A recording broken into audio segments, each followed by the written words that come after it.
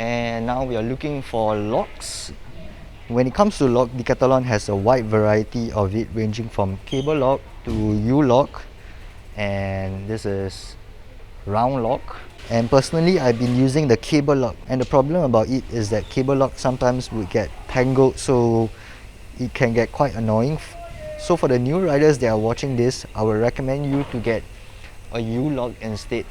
Now Decathlon has two types of U-lock.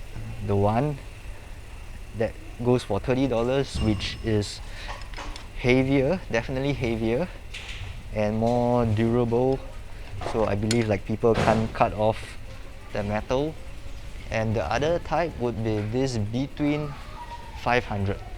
The downside of this lock is that it's rather small where compared to this $35 one. This is the between 900 lock, right?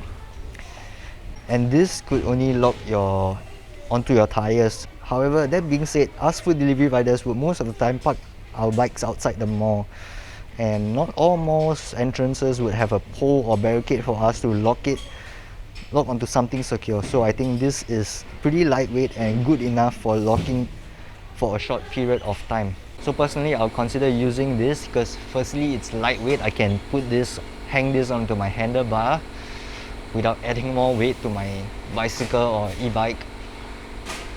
And the second choice for me would be the one over here, because this really feels solid. But then again, if you're paying like $30 for this, you might as well get this already, because this is like $5 difference, and this is, ooh, guys, look at this. This is huge. This you can attach the frame of your bike to, anything that is like a pole or barricade. So for me, so if you guys want to get U-lock, it's either this or this already.